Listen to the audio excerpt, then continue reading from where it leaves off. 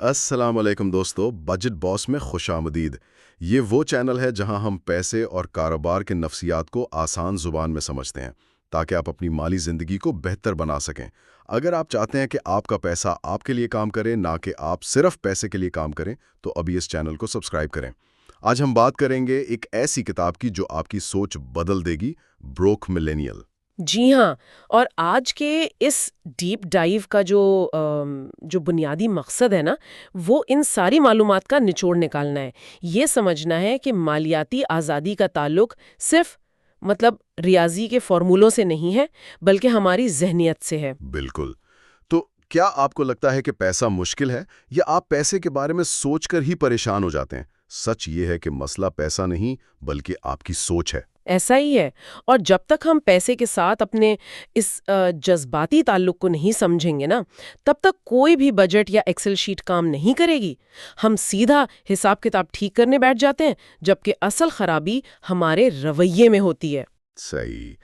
ذہنیت اور پیسے کے اس تعلق کو سمجھنے کے لیے میں کتاب سے ایک بڑی دلچسپ کہانی شیئر کرتا ہوں۔ مصنفہ نے اپنے بچپن کا ایک واقعہ لکھا ہے۔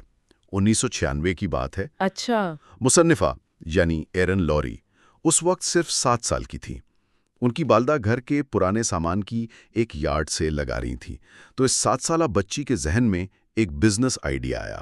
اس نے اپنی 4 سالہ بہن کے ساتھ مل کر وہاں آنے والے لوگوں کو ڈونٹس بیچنے کا فیصلہ کیا۔ واہ، 7 سال کی عمر میں یہ اتنا زبردست مائنڈ سیٹ۔ بالکل۔ انہوں نے کرسپی کریم ڈونٹس کا سٹال لگایا اور 50 سینٹ فی ڈونٹ کے حساب سے پورے 5 درجن ڈونٹس بیچ ڈالے۔ تو یہ تو ایک بہت کامیاب بزنس ماڈل ثابت ہوا۔ لوگ تو پہلے ہی وہاں شاپنگ کرنے آئے ہوئے تھے۔ ہاں، اور وہ بچی بھی بہت خوش تھی۔ جب سارے ڈونٹس بک گئے تو اس نے بڑی خوشی سے اپنے پیسے گنے، پورے $30 بنے۔ اب ایک 7 سال کی بچی کے لیے یہ بہت بڑی رقم تھی۔ ظاہر ہے، وہ تو اپنے ذہن میں کھلونوں کی شاپنگ بھی شروع کر چکی ہوگی۔ 100%۔ وہ ایک مہنگی واٹر گن خریدنے کا سوچ رہی تھی، لیکن ٹھیک اسی وقت اس کے والد وہاں آئے اور انہوں نے مداخلت کی۔ انہوں نے ایک ایسا سبق دیا جس نے اس بچی کی دنیا ہی ہلا دی۔ مجھے لگ رہا ہے کہ یہاں ریالٹی چیک ملنے والا ہے۔ ہاں، والد نے کہا کہ رکو، یہ سارے $30 تمہارے نہیں ہیں۔ سب سے پہلے تو ڈونٹس خریدنے پر جو $8 کی لاگت آئی تھی وہ نکالو۔ Cost of goods. بالکل۔ پھر انہوں نے کہا کہ چونکہ تمہاری چھوٹی بہن نے بھی مزدوری کی ہے تو $6 اس کا حصہ بنتا ہے۔ اب یہ ساری کٹوتیاں نکالنے کے بعد اس کے ہاتھ میں اصل منافع کے طور پر صرف $16 بچے۔ آئیے اس پر تفصیل سے بات کرتے ہیں۔ یہ تو ویسا ہی جھٹکا ہے جو ہمیں اپنی پہلی تنخواہ پر لگتا ہے جب اس میں سے ٹیکس کٹ جاتا ہے۔ بالکل، اور دیکھیں، مصنفہ کے والد کوئی ویلن نہیں تھے، بلکہ انہوں نے زندگی کا سب سے بڑا سبق سکھایا کہ آمدنی اور منافع برابر نہیں ہوتے۔ انکم اور پروفٹ میں بہت فرق ہے۔ صحیح۔ یہیں سے دراصل پیسے کی عملی سمجھ بوجھ کا آغاز ہوتا ہے۔ اگر کوئی انسان بچپن میں یہ تکلیف دے لیکن سچا سبق سیکھ لینا، تو وہ 22 سال کی عمر میں پہلی تنخواہ ملنے پر اتنا مایوس نہیں ہوتا۔ لیکن وہ بچے جو ایسے عملی سبق نہیں سیکھتے، وہ بڑے ہو کر کیا کرتے ہیں؟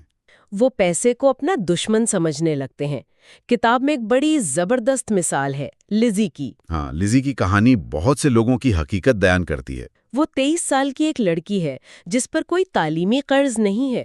وہ ایک بہت اچھے خاندان سے ہے، مالی لحاظ سے کوئی مسئلہ نہیں ہونا چاہیے، مگر وہ پیسے کے معاملات سے اس قدر خوف زدہ ہے کہ وہ ایک ایسی نوکری میں پھنسی ہوئی ہے جس سے وہ سخت نفرت کرتی ہے۔ اور صرف اس لیے کیونکہ اسے پیسوں کا حساب رکھنا نہیں آتا؟ وہ اپنے بینک اکاؤنٹس دیکھنے سے بھی ڈرتی ہے۔ ایسا ہی ہے، وہ استعفیٰ دینے کی ہمت نہیں کر پا رہی ہے۔ تو اگر ہم اسے بڑی تصویر کے ساتھ جوڑیں تو لزی جیسے پڑھے لکھے لوگ کیوں ڈرتے ہیں؟ اگر ہم اسے بڑی تصویر کے ساتھ جوڑیں نا، تو یہ سمجھنا ضروری ہے کہ پیسہ دشمن نہیں ہے۔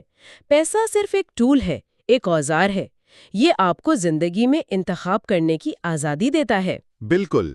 لیکن اگر آپ آنکھیں بند کر کے اس سے دور بھاگیں گے، اسے نظر انداز کریں گے، تو یہی اوزار آپ کے لیے ایک بہت بڑے ذہنی دباؤ کا باعث بن جائے گا۔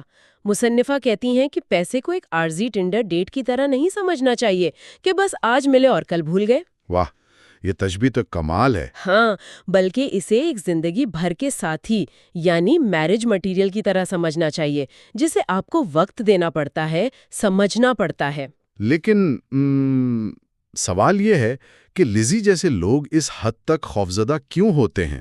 اس کا جواب ہماری موجودہ زندگی میں نہیں بلکہ ہمارے بچپن میں چھپا ہے۔ بالکل، یہ پیسے کی نفسیات کا سب سے اہم حصہ ہے۔ ہماری مالیاتی عادتیں ہمارے والدین کو دیکھ کر بنتی ہیں۔ بچے بہت خاموشی سے ہر چیز نوٹ کر رہے ہوتے ہیں۔ جیسے فرض کریں کہ اگر گھر میں پیسوں پر لڑائیاں ہوتی تھیں، بل آتے تھے تو ٹینشن بن جاتی تھی۔ تو اس کا نتیجہ یہ نکلتا ہے کہ آپ لاشعوری طور پر پیسے سے ڈرتے ہیں یا اس پر بات کرنے سے کتراتے ہیں۔ آپ کے دماغ میں پیسہ اور لڑائی ایک ساتھ جڑ جاتے ہیں۔ صحیح، اور اگر والدین نے اسے ایک ممنوع موضوع بنا رکھا تھا، یعنی پیسوں کی بات کرنا بری بات سمجھی جاتی تھی، تو آپ اسے برا سمجھتے ہیں۔ بڑے ہو کر آپ اپنی تنخواہ بڑھانے پر بات کرنے سے شرماتے ہیں کیونکہ آپ کو لگتا ہے کہ پیسے مانگنا ایک معیوب حرکت ہے۔ اچھا، اور اگر سب کچھ بہت آسان تھا، مطلب والدین اپنی آمدنی سے بڑھ کر کریڈٹ کارڈز پر خرچ کرتے تھے تاکہ بچوں کو کوئی کمی محسوس نہ ہو؟ یہ سب سے خطرناک ہے۔ ایسے ماحول میں بچے لاپرواہ ہو سکتے ہیں۔ انہیں لگتا ہے کہ پیسہ تو کہیں نہ کہیں سے آ ہی جائے گا، اور جب کوئی ہنگامی صورتحال آتی ہے تو وہ بالکل تیار نہیں ہوتے۔ یہاں بات واقعی دلچسپ ہو جاتی ہے۔ کیا ہم سب غیر ارادی طور پر اپنے والدین کی مالیاتی غلطیوں کو دہرا رہے ہیں؟ بدقسمتی سے ہم اکثر وہی پرانے اسکرپٹ دہرا رہے ہوتے ہیں، اور اسی لیے بجٹ بنانے سے پہلے اپنی اس نفسیاتی سوچ کو سمجھنا سب سے اہم قدم ہے۔ مطلب جڑ کو سمجھنا ضروری ہے۔ بالکل، بیماری کے جڑ کو سمجھے بغیر صرف ظاہری علامات کا علاج نہیں کیا جا سکتا۔ دنیا کی کوئی بھی بجٹ ایپ کام نہیں کرے گی جب تک آپ اندر کا ڈر ختم نہیں کریں گے۔ صحیح کہا آپ نے۔ تو بچپن کی اسی نفسیات کی بنیاد پر مصنفہ آج کے نوجوانوں کو پیسوں کے حوالے سے 3 بڑی کیٹیگریز میں تقسیم کرتی ہیں۔ ہاں، وہ 3 قسم کے رویے بہت عام ہیں۔ پہلی قسم ہے یولو لوگوں کی، یعنی یو اونلی لیو ونس۔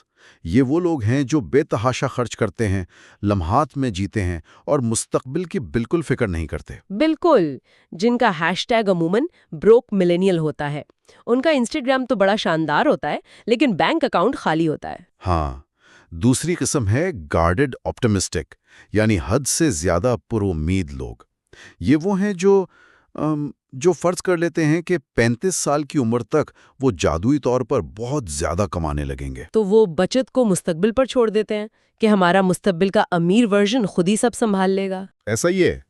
اور تیسری قسم ہے ڈریمنگ اباؤٹ ریٹائرمنٹ، یعنی ہمیشہ بچت کرنے والے، جو اتنے خوفزدہ ہوتے ہیں کہ ایک ایک پیسہ بچاتے ہیں اور اپنے حال کی ساری خوشیوں کو مار دیتے ہیں، بالکل اس کارٹون کیریکٹر اسکروج مکڈک کی طرح۔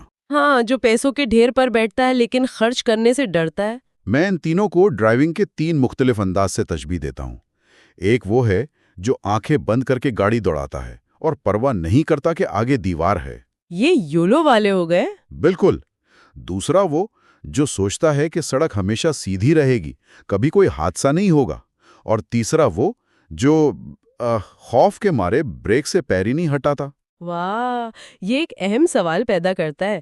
کیا ان میں سے کوئی ایک طریقہ بھی صحیح ہے؟ مجھے تو نہیں لگتا۔ بالکل نہیں ہے۔ کامیابی کا راز ان انتہاؤں کے درمیان توازن قائم کرنے میں ہے۔ آپ پیسے کو اپنے ساتھ قبر میں نہیں لے جا سکتے، لیکن آپ اپنی پوری زندگی صرف بل ادا کرنے کے لیے کام کرتے ہوئے بھی نہیں گزارنا چاہیں گے۔ یہ توازن لانا ہی تو اصل کمال ہے، اور اس توازن کو حاصل کرنے کے لیے ہمیں کچھ ٹھوس اور بنیادی اصولوں کو اپنانا ہوگا۔ ہاں، ذہنیت سمجھنے کے بعد عمل کا وقت آتا ہے۔ کتاب میں کچھ بنیادی رولز بتائے گئے ہیں۔ سب سے پہلے تو اپنی آمدنی اور اخراجات کا حساب رکھیں، یعنی کیش فلو ٹریکنگ کریں۔ لوگ بجٹ بنانے سے کتراتے ہیں کیونکہ وہ سچائی کا سامنا نہیں کرنا چاہتے، لیکن یہ کرنا پڑتا ہے۔ صحیح۔ اور دوسرا اصول یہ ہے کہ اپنی کمائی سے کم خرچ کریں، جو کہ مشکل ہوتا ہے کیونکہ تنخواہ بڑھتے ہی لائف سٹائل بھی بدل جاتا ہے۔ ہاں، جسے لائف سٹائل کریپ کہتے ہیں۔ بالکل۔ تیسرا یہ کہ غیر ضروری قرضوں سے بچیں، خاص طور پر کریڈٹ کارڈ کا قرض۔ کریڈٹ کارڈ تو خالص نفسیاتی کھیل ہے۔ سوائپ کرتے وقت پیسے جانے کی تکلیف محسوس نہیں ہوتی، بلکہ دماغ کو ڈوپامین ملتا ہے۔ ایسا ہی ہے۔ اور چوتھا رول بچت اور سرمایہ کاری کی طاقت کو سمجھیں، خاص طور پر کمپاؤنڈ انٹرسٹ کو۔ لیکن ان سب میں جو سب سے کمال چیز مجھے لگی وہ ہے واک اوے فنڈ۔ او ہاں، وہ بہت طاقتور تصور ہے۔ کتاب میں پالٹ پہاج کے ایک فنڈ کا حوالہ دیا گیا ہے جس کا نام تھوڑا بے باک سا ہے، جسے ایف آف فنڈ کہا گیا ہے، لیکن ہم اسے ایک تہذیب یافتہ نام دیتے ہیں، آزادی کا فنڈ یا واک اوے فنڈ۔ یہ روایتی ایمرجنسی فنڈ سے بالکل مختلف چیز ہے۔ بالکل، اس کا مطلب یہ ہے کہ آپ کے پاس اتنی بچت ہونی چاہیے کہ اگر آپ کا باس آپ کو ہراساں کرے یا آپ کسی زہریلے رشتے میں پھنس جائیں تو آپ پیسوں کی مجبوری کی وجہ سے وہاں رکنے کے بجائے فوراً وہ جگہ چھوڑ سکیں۔ یہاں جو بات سب سے زیادہ حیران کن ہے وہ یہ ہے کہ ہنگامی فنڈ صرف ایک ریاضیاتی ہندسہ نہیں ہے، بلکہ یہ آپ کی ذہنی آزادی، خود مختاری اور عزت نفس کی ضمانت ہے۔ 100%۔ جب آپ کے پاس یہ فنڈ ہوتا ہے تو آپ کسی استحصال کو برداشت نہیں کرتے۔ آپ کے اندر ایک قدرتی اعتماد آ جاتا ہے کہ آپ محتاج نہیں ہیں۔ اور یہی وہ مقام ہے جہاں پیسہ صحیح معنوں میں آپ کے لیے کام کر رہا ہوتا ہے، یہ آپ کی آزادی کو محفوظ بنا رہا ہوتا ہے۔ کیا زبردست بات ہے! تو دوستو، اگر آپ اپنی فائنینشل لائف بدلنا چاہتے ہیں تو سب سے پہلے اپنی سوچ بدلیں۔ اگلے حصے میں ہم سیکھیں گے بجٹ کیسے بنایا جاتا ہے اور پیسے کو کنٹرول کیسے کیا جاتا ہے۔ اور جانے سے پہلے میں چاہوں گی کہ آج اس گفتگو کے بعد تنہائی میں بیٹھ کر خود سے یہ سوال ضرور پوچھیں، کیا آپ کی مالی آزادی کی راہ میں سب سے بڑی رکاوٹ آپ کی کم تنخواہ یا مہنگائی ہے، یا پھر وہ خاموش کہانی جو 7 سال کی عمر سے آپ کے ذہن میں پیسے کے حوالے سے چل رہی ہے اور جسے آپ نے کبھی چیلنج ہی نہیں کیا؟ مجھے امید ہے کہ اب تک یہ بات تو سب کو سمجھ آ گئی ہوگی کہ درست سوچ کا ہونا کتنا ضروری ہے۔ ہاں بالکل، مطلب اگر آپ کی سوچ ہی ٹھیک نہیں ہے تو باقی ساری چیزیں بے معنی ہو جاتی ہیں۔ مائنڈ سیٹ ہی اصل بنیاد ہے جس پر آپ کی مالی عمارت کھڑی ہوتی ہے۔ بالکل صحیح کہا۔ اور اسی مائنڈ سیٹ کو لے کر آج ہم ایک بہت ہی چپتے ہوئے مسئلے پر بات کریں گے۔ مطلب ہم سب کماتے تو ہیں، سارا مہینہ محنت کرتے ہیں، لیکن جب مہینے کا آخر آتا ہے تو اکاؤنٹ بالکل خالی ہوتا ہے۔ ایک بہت بڑا سوال ذہن میں آتا ہے کہ وہ پیسہ آخر جاتا کہاں ہے؟ یہ ایک ایسا سوال ہے جو ہر دوسرے بندے کو پریشان کرتا ہے، اور اسی لیے آج کا ہمارا جو مشن ہے وہ یہ سیکھنا ہے کہ پیسے کو دراصل مینج کیسے کیا جائے۔ اور اس کے لیے ہم ایرن لوری کی بڑی مشہور کتاب بروک ملینئر کے اہم ترین حصوں کا بہت تفصیلی جائزہ لے رہے ہیں۔ ہاں، اور اس کتاب میں پیسوں کے حوالے سے بہت ہی کمال کے نظریات ہیں۔ ویسے کتاب کے حوالے سے مجھے ایک بڑی زبردست مثال یاد آ رہی ہے۔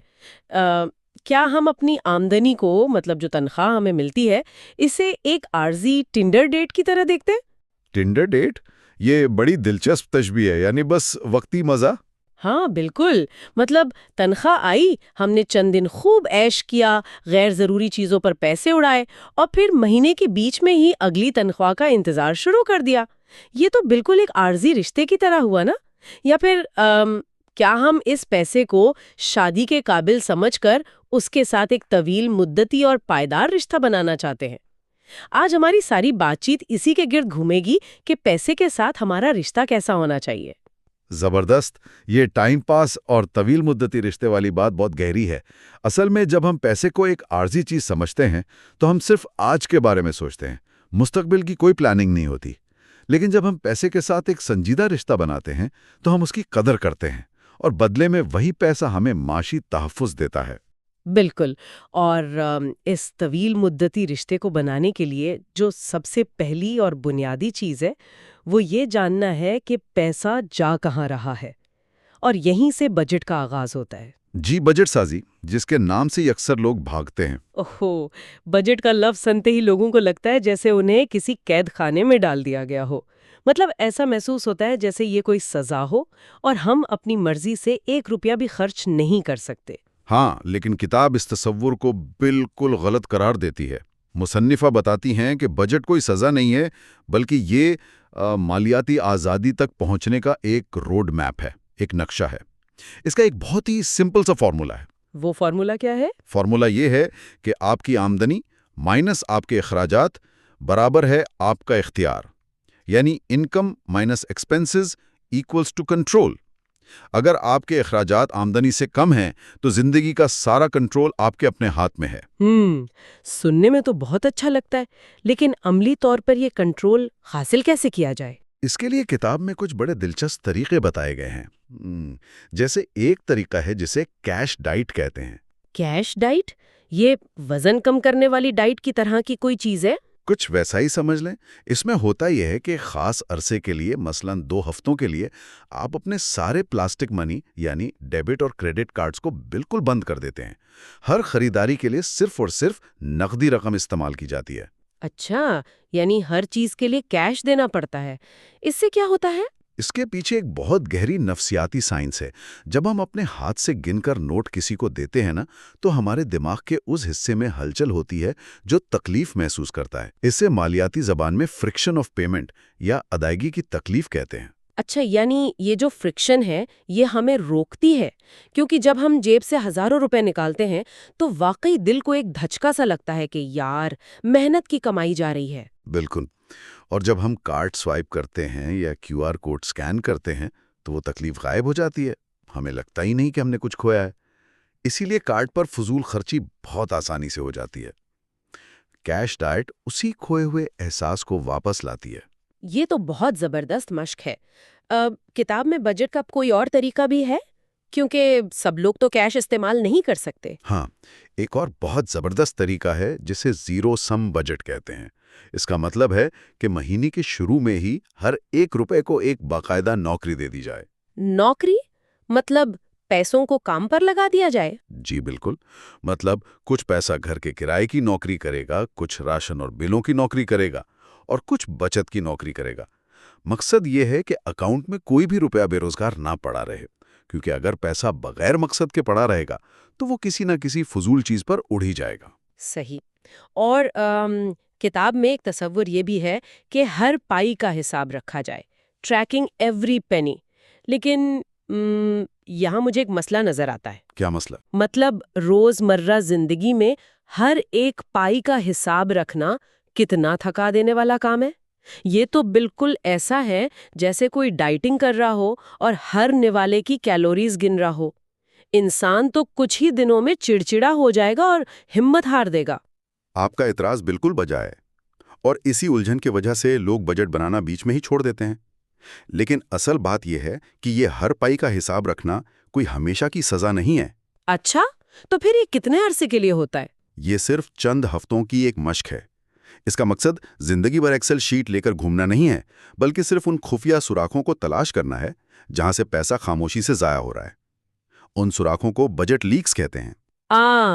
بجٹ لیکس، یعنی وہ چھوٹے چھوٹے خرچے جنہیں ہم محسوس نہیں کرتے لیکن وہ اندر ہی اندر ہمیں کھوکھلا کر رہے ہوتے ہیں، جیسے وہ روزانہ باہر سے کافی پینا، یا وہ نیٹ فلکس اور دوسری سبسکرپشنز جو ہم مہینوں سے استعمال ہی نہیں کر رہے۔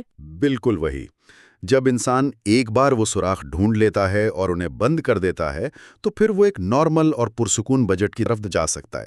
یہ ایسے ہی ہے جیسے بیماری پکڑنے کے لیے ایک بار خون کا ٹیسٹ کروانا۔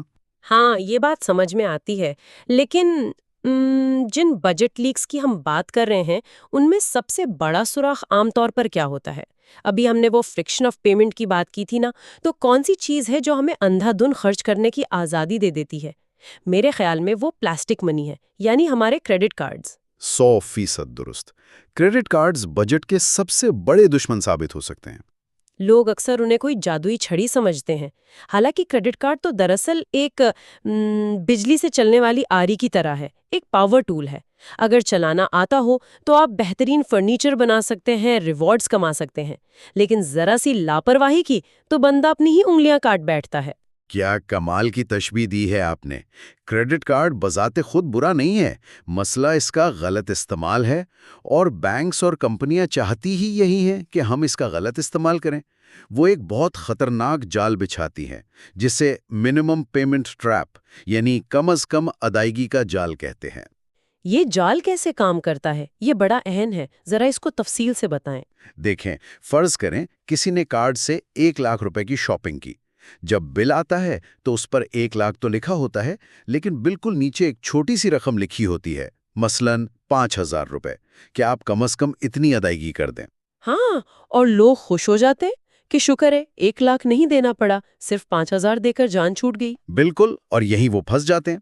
वो 5,000 दे देते हैं, लेकिन जो बाकी 95,000 रुपए बचते हैं उन पर इतना भारी सूद लगना शुरू हो जाता है कि वो 1 लाख की शॉपिंग कुछ ही अरसे में 2 या 3 लाख बन जाती है।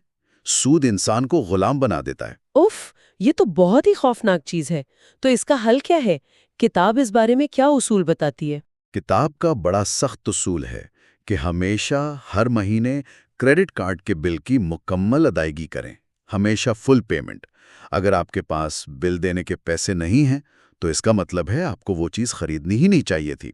ये तो एक बड़ा बुनियादी उसूल हो गया, लेकिन मैंने किताब में एक और उसूल भी पढ़ा है, वो 30% का उसूल। और सच्ची बात बताऊं, मुझे ये उसूल थोड़ा अजीब और गैर मुंतकी लगता है। अच्छा, आपको इसमें क्या उलझन नजर आती है? उलझन ये है कि अगर बैंक ने मुझे 1 लाख रुपए की लिमिट दी है, मतलब उन्होंने बाकायदा चेक किया और मुझे 1 लाख खर्च करने की कानूनी इजाजत दे दी, तो फिर मैं खुद को सिर्फ 30,000 तक क्यों महदूद रखूं? ये तो ऐसा है कि मेरे पास एक बड़ी गाड़ी हो और मैं उसे जानबूझकर सिर्फ पहले गियर में चलाऊं। बज़ाहिर तो ये वाकई नाइंसाफी लगती है, लेकिन इसके पीछे एक पूरा सिस्टम काम कर रहा है जिसे क्रेडिट रेटिंग कहते हैं। जब मालियाती इदारे आपका क्रेडिट स्कोर बनाते हैं तो वो एक चीज़ बहुत गौर से देखते हैं जिसे क्रेडिट यूटिलाइजेशन रेशो कहते हैं। मतलब हम अपनी लिमिट का कितना हिस्सा इस्तेमाल कर रहे हैं। जी हाँ, जब कोई इंसान अपनी पूरी लिमिट यानी 1 लाख में से 90,000 इस्तेमाल कर लेता है तो सिस्टम को लगता है कि ये बंदा माली तौर पर बहुत दबाव में है, इसके पास कैश खत्म हो चुका है और ये पैसों के लिए बिल्कुल डेस्परेट हो चुका है, तो वो उसका क्रेडिट स्कोर गिरा देते हैं। ओह अच्छा, और अगर हम सिर्फ 20 या 30% इस्तेमाल करें तो सिस्टम को पैगाम जाता है कि हम माली तौर पर मुस्तहकम हैं, हमें पैसों की कोई मजबूरी नहीं है, हम कार्ड सिर्फ सहूलत के लिए इस्तेमाल कर रहे हैं। इससे क्रेडिट स्कोर बेहतर होता है। सही, अब बात समझ आई। अच्छा, 1 मिनट, हमने वो आरी वाली मिसाल दी थी कि क्रेडिट कार्ड एक पावर टूल है। अगर कोई शख्स लाइल्मी में पहले ही अपनी उंगलियां काट चुका हो तो फिर क्या होगा? मतलब अगर कोई इस कम अस कम अदायगी के जाल में फंसकर पहले ही कर्जों के बोझ तले दब चुका हो और सूद उसकी जिंदगी को खा रहा हो, तो वो इस दलदल से बाहर कैसे निकलेगा? हाँ, ये एक बहुत अहम सवाल है। अगर कोई कर्ज की दलदल में फंस चुका है तो मायूस होने की जरूरत नहीं है। किताब में कर्ज से निकलने के 2 बहुत मशहूर और साइंसी तरीके बताए गए हैं। एक है स्नोबॉल मेथड और दूसरा है एवलांच यानी बर्फानी तूदे का तरीका। ये दोनों तरीके काम कैसे करते हैं? स्नोबॉल तरीके में इंसान अपने तमाम छोटे बड़े कर्जों की एक लिस्ट बनाता है, फिर वो सूद को नहीं देखता, बस सबसे छोटे कर्जे को पकड़ता है और अपना सारा इजाफी पैसा उस छोटे कर्जे को खत्म करने पर लगा देता है। बाकी बड़े कर्जों की सिर्फ मिनिमम पेमेंट चलती रहती है। अच्छा, और जब वो छोटा कर्जा खत्म हो जाता है तो जो रकम वहां से बचती है वो उससे बड़े कर्जे की तरफ मोड़ दी जाती है। ये बिल्कुल एक बर्फ के गोले यानी स्नोबॉल की तरह होता है जो पहाड़ से लुढ़कते हुए रफ्तार रफ्तार बड़ा और ताकतवर होता जाता है। जबरदस्त। और दूसरा तरीका क्या है, एवलांच मेथड? एवलांच तरीके में हम कर्ज की रकम नहीं देखते बल्कि सिर्फ शरह सूद देखते हैं, यानी जिस कर्ज पर सबसे ज्यादा सूद लग रहा है, चाहे वो रकम के लिहाज से छोटा हो या बड़ा, सबसे पहले उस पर हमला किया जाता है ताकि सूद के पैसे बचाए जा सकें। अच्छा, अब यहाँ खालिस हिसाब और रियाजी के लिहाज से एक बहुत बड़ा तजाद है। कैसा तजाद? मतलब अगर हम हिसाब लगाएं तो एवलांच तरीका 100% दुरुस्त है, क्योंकि जिस कर्ज पर मसलन 20% सूद लग रहा है वो हमें सबसे ज्यादा नुकसान पहुंचा रहा है। अगर इसे पहले खत्म करें तो हम लाखों रुपए बचा सकते हैं। तो कोई अक्लमंद बंदा स्नोबॉल तरीका क्यों इस्तेमाल करेगा जिसमें माली नुकसान हो सकता है? हम जानबूझकर अपना नुकसान क्यों करें? ये बहुत जबरदस्त सवाल है और यहीं पर इस किताब की असल ताकत नजर आती है। किताब बताती है कि मालियाती मामलात सिर्फ हिंदसों और एक्सेल शीट पर नहीं चलते, बल्कि ये इंसानी नफ्सियात से जुड़े हुए हैं। मतलब इंसान इतने अक्लमंद नहीं होते? इंसान जज्बाती मखलूक हैं। कर्ज उतारना एक लंबा और थका देने वाला सफर होता है। अब होता यह है कि जब कोई कई महीनों की मेहनत के बाद किसी छोटे कर्जे को मुकम्मल जीरो होता देखता है ना, तो उसे जबरदस्त नफ्सियाती खुशी मिलती है। اس کے دماغ میں ڈوپامین ریلیز ہوتا ہے۔ جیسے ڈائٹنگ کرتے ہوئے جب مشین پر پہلا 1 کلو وزن کم نظر آتا ہے تو کتنی خوشی ہوتی ہے۔ وہ 1 کلو چاہے منزل سے بہت دور ہو لیکن حوصلہ بہت ملتا ہے۔ بالکل، وہ چھوٹی سی جیت انسان کو مہینوں تک اس مشکل سفر پر ڈٹے رہنے کی طاقت دیتی ہے۔ سنو بال طریقہ اسی نفسیاتی جیت کو، اسی حوصلے کو بطور ایندھن استعمال کرتا ہے۔ واقعی یہ تو دماغ کا کھیل ہے، اور مقصد تو یہی ہے کہ قرض جلدی ختم ہو، کیونکہ جب تک انسان پر قرض ہے وہ آزاد نہیں ہے، اس کی آمدنی اس کی اپنی نہیں بلکہ کسی اور کی ملکیت ہے۔ لیکن قرض جلدی اتارنے اور پیسے بچانے کے لیے ہمیں صحیح اداروں کی بھی تو ضرورت ہوتی ہے نا، یعنی ہمارے بینکس۔ ہاں، بینکس، جن کے بارے میں ہمیں ایک بہت بڑی غلط فہمی ہے۔ کیسی غلط فہمی؟ ہم تو سمجھتے ہیں کہ بینک ہمارے دوست ہیں، ہمارے پیسے کی حفاظت کرتے ہیں۔ یہ سب سے بڑا دھوکہ ہے۔ بینکس کوئی فلاحی ادارے تھوڑی ہیں، وہ تو کمرشل بزنس ہیں جن کا مقصد منافع کمانا ہے، اور اکثر وہ یہ منافع ہمارے ہی پیسوں سے طرح طرح کی فیسوں کے نام پر کاٹتے ہیں، ہڈن چارجز، اکاؤنٹ مینٹیننس، اور سب سے بڑھ کر اوور ڈرافٹ فیس۔ یہ اوور ڈرافٹ فیس تو واقعی بڑی ظالمانہ چیز ہے۔ فرض کریں میرے اکاؤنٹ میں پیسے ختم ہو گئے ہیں اور میں ایک دکان پر جا کر کافی خریدنے کے لیے کارڈ دیتی ہوں۔ اب بینک کو چاہیے کہ وہ بتا دے کہ بھائی پیسے نہیں ہیں، ٹرانزیکشن ڈکلائن کر دے۔ لیکن وہ ایسا نہیں کرتے۔ بالکل، وہ ٹرانزیکشن منظور کر لیتے ہیں اور پھر مجھ پر بھاری جرمانہ لگا دیتے ہیں کہ آپ نے حد سے زیادہ پیسے کیسے خرچ کیے۔ وہ 500 کی کافی مجھے 5000 میں پڑ جاتی ہے۔ یہ کیا منطق ہے؟ یہ کوئی منطق یا آپ کی سہولت نہیں ہے، یہ ان کا اربوں ڈالر کمانے کا بزنس ماڈل ہے۔ وہ خاموشی سے ایسی چیزیں آپ پر تھوپتے ہیں جو آپ کا پیسہ کاٹتی ہیں۔ اسی لیے آج کل انٹرنیٹ بینکس کا رواج بڑھ رہا ہے۔ انٹرنیٹ بینکس روایتی بینکوں سے کیسے بہتر ہیں؟ کیونکہ ان کی بڑی بڑی عمارتیں نہیں ہوتی، عملہ کم ہوتا ہے، تو ان کا خرچہ بہت کم ہوتا ہے۔ وہ اس بچت کا فائدہ گاہکوں کو دیتے ہیں، ان کی فیسیں کم ہوتی ہیں، اور وہ سیونگ اکاؤنٹس پر منافع بھی زیادہ دیتے ہیں۔ صحیح، یعنی کوئی بھی نیا بینک چننے سے پہلے اپنی پوری ریسرچ کرنی چاہیے۔ آنکھیں بند کر کے کسی کاغذ پر سائن نہیں کرنے چاہیے۔ بالکل، ہمیشہ ریسرچ کریں۔ اچھا، تو اب تک ہم نے بجٹ لیکس بند کر دیے، قرض کی قسطیں بھی دے دیں، اور بینکوں کی فیسوں سے بھی بچ گئے۔ تو اب مہینے کے آخر میں ہمارے پاس کچھ پیسہ بچنا شروع ہو جائے گا۔ سوال یہ ہے کہ اس بچے ہوئے پیسے کا کرنا کیا ہے؟ یہاں کتاب کا ایک انتہائی سنہرا اور زبردست اصول آتا ہے جسے پے یور سیلف فرسٹ کہتے ہیں، یعنی سب سے پہلے اپنی ذات پر خرچ کریں۔ لیکن عام طور پر لوگ کیا کرتے ہیں؟ پہلے مکان مالک کو کرایہ دیتے ہیں، بل دیتے ہیں، پیٹرول ڈلواتے ہیں اور سوچتے ہیں کہ آخر میں جو بچے گا وہ بچا لیں گے۔ اور ہم سب جانتے ہیں کہ آخر میں کچھ نہیں بچتا۔ یہ اصول اس پوری ترتیب کو الٹ دیتا ہے۔ یعنی خرچ کرنے کے بعد بچانے کے بجائے بچانے کے بعد خرچ کیا جائے۔ 100% درست۔ جیسے ہی تنخواہ اکاؤنٹ میں آئے، سب سے پہلے کسی بھی اور بندے کو پیسے دینے سے پہلے اپنی بچت کی رقم الگ کر لیں، چاہے وہ انکم کا 10% ہی کیوں نہ ہو، اسے فوراً دوسرا اکاؤنٹ میں ڈال دیں۔ ہاں، اور انسان کا دماغ بڑا لچکدار ہوتا ہے۔ جب پیسے سامنے نہیں ہوں گے تو وہ خود بخود باقی پیسوں میں گزارا کرنا سیکھ جائے گا۔ بالکل ایسا ہی ہے۔ اور یہ بچت جانی کہاں چاہیے؟ سب سے پہلے ایک ایمرجنسی فنڈ بنانا چاہیے۔ اگر آپ پر قرض ہے تو کم از کم $1000 یا مقامی کرنسی میں ایک معقول رقم لازمی ہونی چاہیے، تاکہ گاڑی خراب ہو یا کوئی چھوٹی ایمرجنسی آئے تو دوبارہ کریڈٹ کارڈ کا سہارا نہ لینا پڑے۔ اور اگر قرض نہیں ہے تو پھر 3 سے 6 ماہ کے بنیادی اخراجات کے برابر رقم ہونی چاہیے۔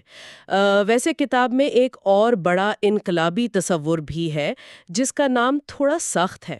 آپ فک آف فنڈ کی بات کر رہی ہیں نا؟ جی بالکل، نام سنتے ہی اندازہ ہوتا ہے کہ یہ کوئی عام فنڈ نہیں ہے۔ اگر ہم اسے تھوڑا مہذب طریقے سے کہیں تو اسے مکمل آزادی کا فنڈ کہہ سکتے ہیں۔ ہاں، یہ دراصل انسان کی عزت نفس کا فنڈ ہے۔ یہ فریج ٹھیک کروانے کے لیے نہیں ہوتا۔ فرض کریں کوئی انسان کسی بہت ہی زہریلی ٹاکسک نوکری میں پھنس گیا ہے جہاں باس بدتمیزی کرتا ہے، یا کوئی کسی ایسے گھریلو رشتے میں ہے جو اس کے لیے جذباتی طور پر نقصان دہ ہے۔ تو اس فنڈ کا فائدہ یہ ہے کہ وہ شخص وہاں محض اس لیے ظلم برداشت نہ کرتا رہے کہ اسے اگلے مہینے کا کرایہ دینا ہے۔ بالکل، جب آپ کے اکاؤنٹ میں یہ فنڈ ہوتا ہے تو آپ کے اندر طاقت آتی ہے کہ آپ ظالم باس یا زہریلے رشتے کے سامنے کھڑے ہو کر کہہ سکیں کہ مجھے یہ منظور نہیں، میں جا رہا ہوں۔ پیسہ انسان کو انکار کرنے کی طاقت دیتا ہے۔ کتنی گہری بات ہے یہ۔ پیسہ ہمیں مالی مجبوری کی زنجیروں سے آزاد کرتا ہے، اور اس کی شروعات بس 10% بچانے سے بھی ہو سکتی ہے۔ ہاں، اہم بات رقم نہیں ہے، بلکہ بچت کی عادت بنانا ہے۔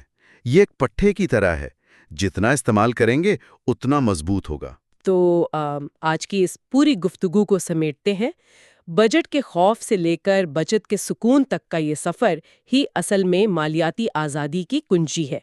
ہم نے سیکھا کہ بجٹ کوئی سزا نہیں ہے، کریڈٹ کارڈ کو احتیاط سے استعمال کرنا کیوں ضروری ہے، کم از کم ادائیگی کے جال سے کیسے بچنا ہے، قرض کو برف کے گولے کی طرح کیسے ختم کرنا ہے، اور سب سے بڑھ کر یہ کہ ہمیشہ سب سے پہلے اپنے مستقبل کو محفوظ کرنا ہے۔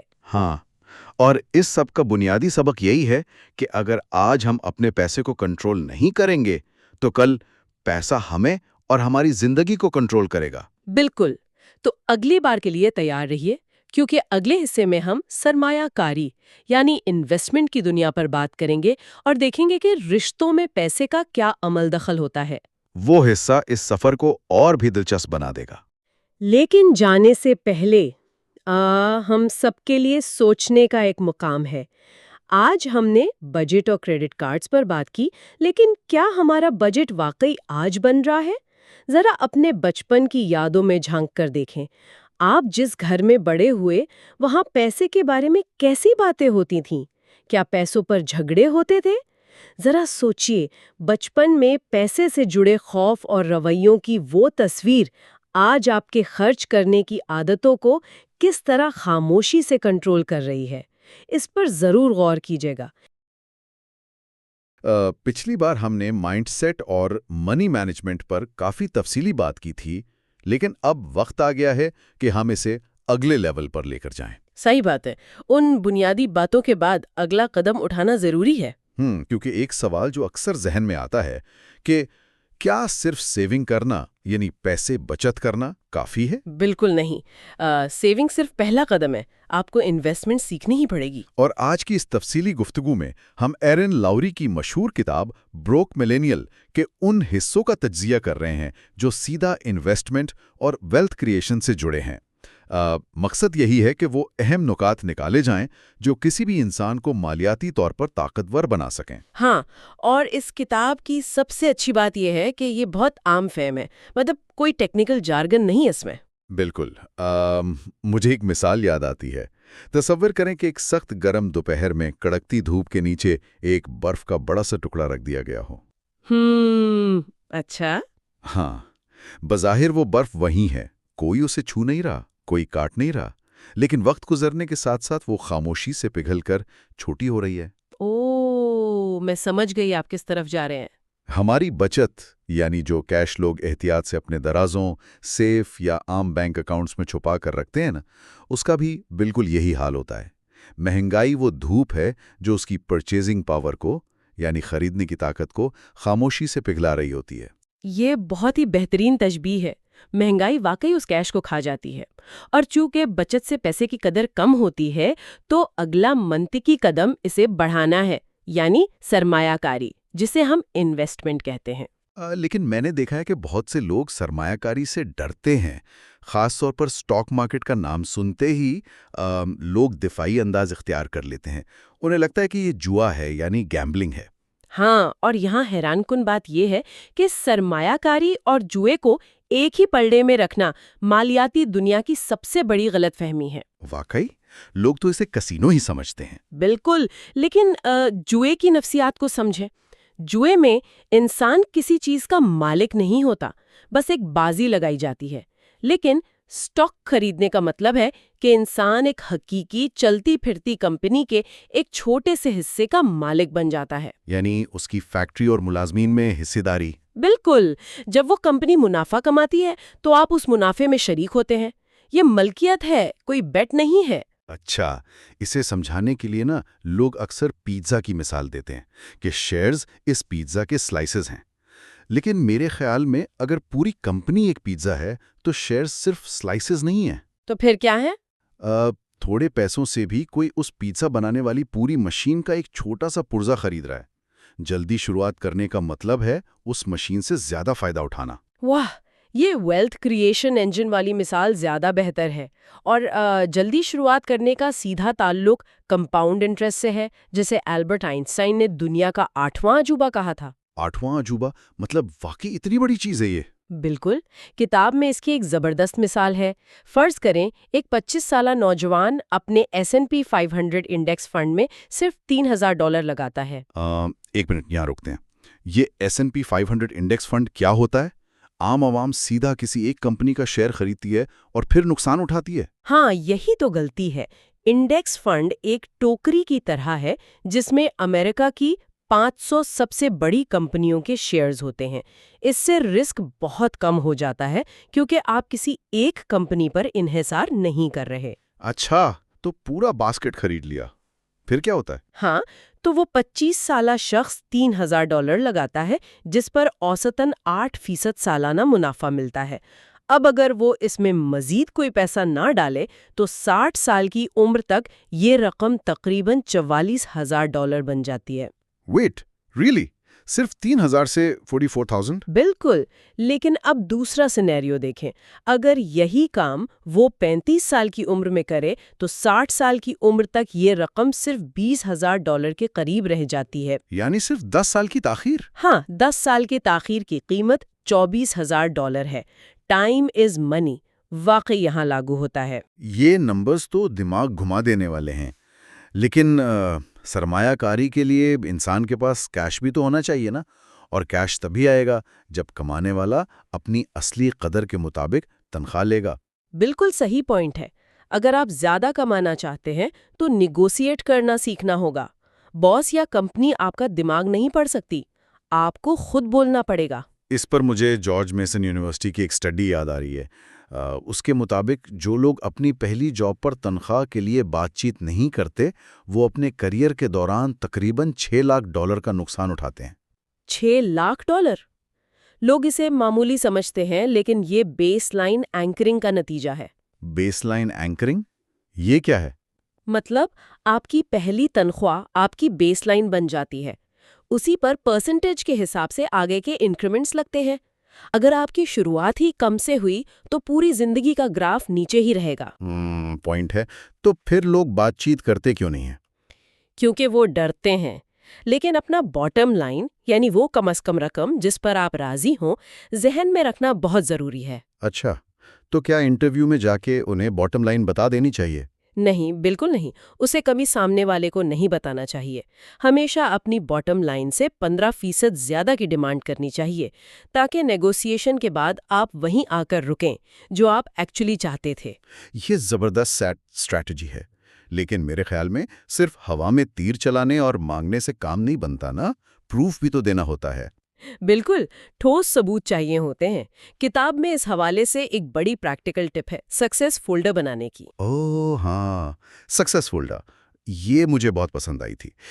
ہوتا یہ ہے کہ جب سالانہ جائزہ یعنی اینول ریویو آتا ہے تو ہمیں یاد ہی نہیں ہوتا کہ پورے سال کیا کیا ہے۔ ہاں، ہم بلینک ہو جاتے ہیں۔ تو اس کا حل یہ ہے کہ کمپیوٹر ڈیسک ٹاپ پر ایک سکسیس فولڈر بنائیں جہاں سال بھر کی تمام کامیابیاں اور کلائنٹس کی تعریفی ای میلز محفوظ کی جائیں۔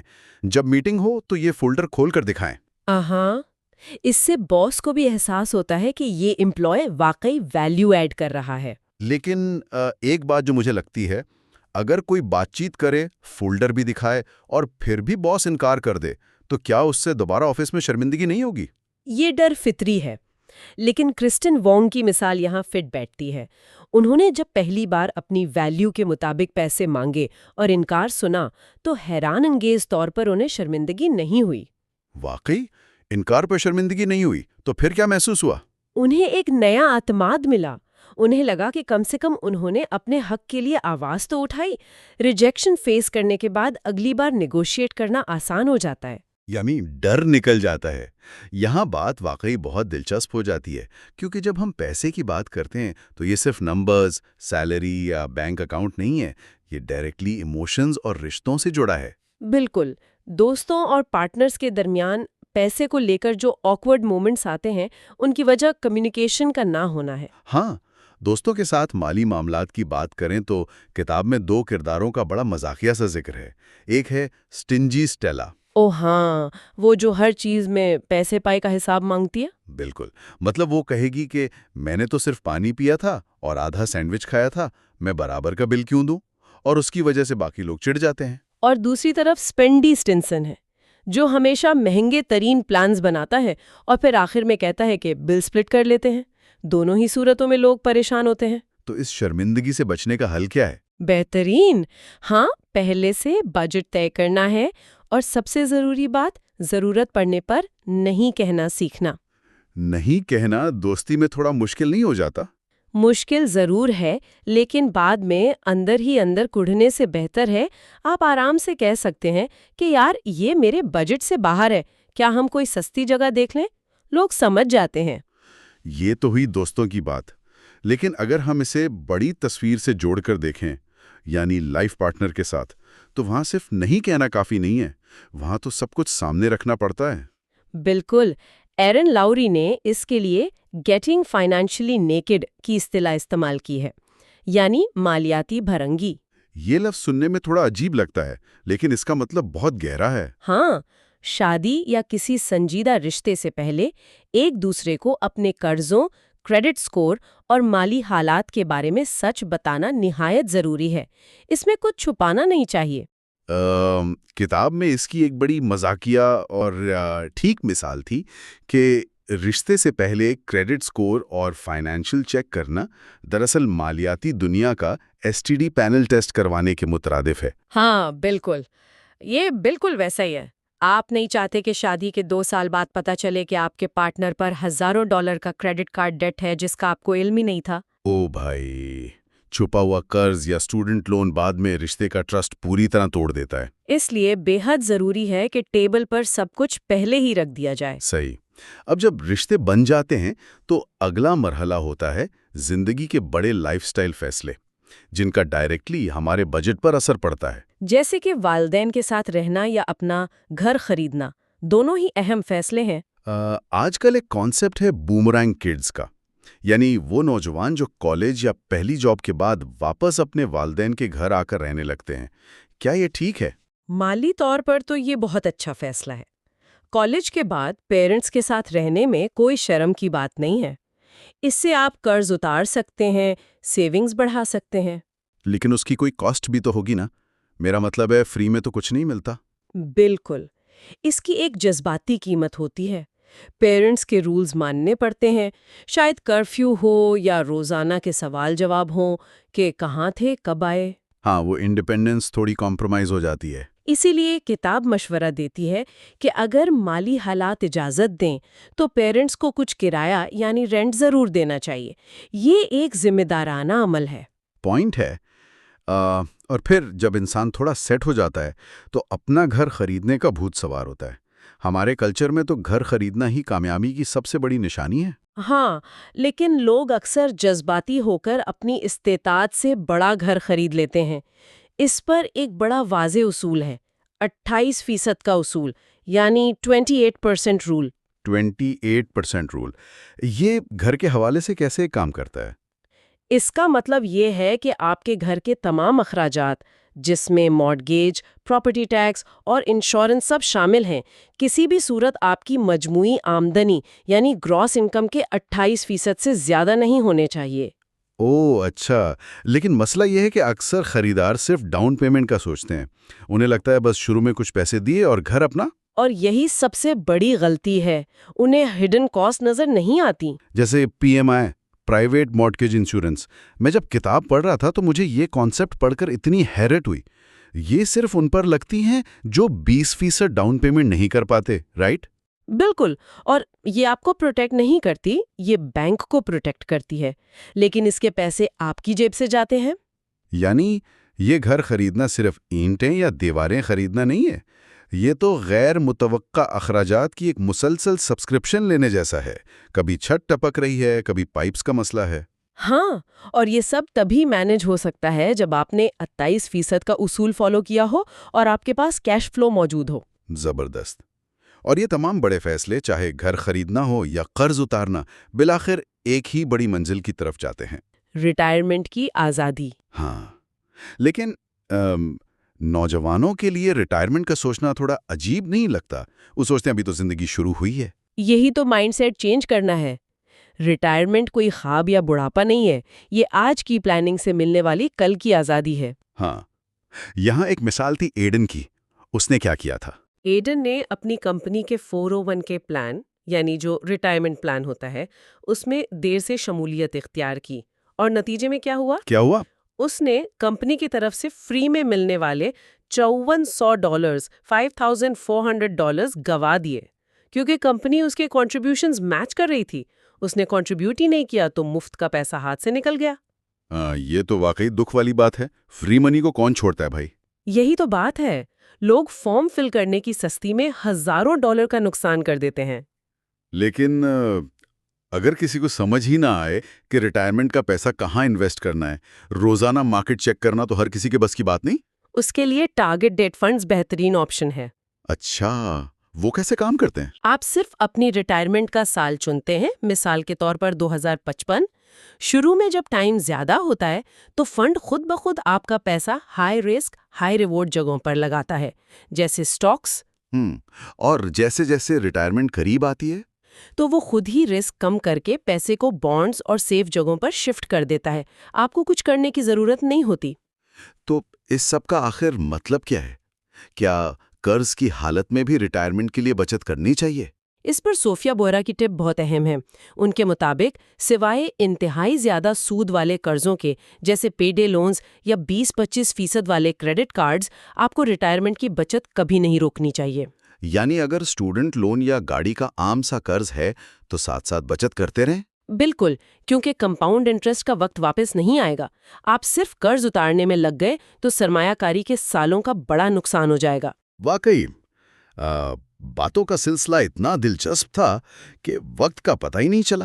اگر ہم اس ساری گفتگو کو سمیٹیں تو مالیاتی آزادی یعنی فائنانشل فریڈم کا مطلب لاکھ پتی یا کروڑ پتی ہونا نہیں ہے۔